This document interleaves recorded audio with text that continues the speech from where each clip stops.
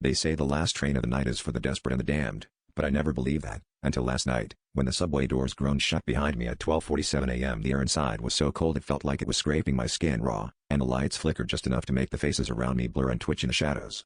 I'd almost convinced myself it was just exhaustion playing tricks, until the conductor shuffled down the aisle with a grin that stretched impossibly wide, like he'd split his face to fit all those extra teeth.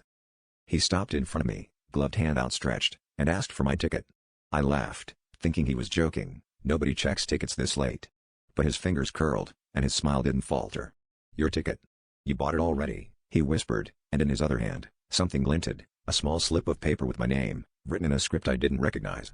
The passengers around me stared, their eyes hollow, their mouths shut tight as if they knew better than to speak. I tried to explain, to argue that I'd used my MetroCard, that I'd never bought a ticket like that. But the conductor's grin only widened, and his eyes flickered with a hungry, bottomless black.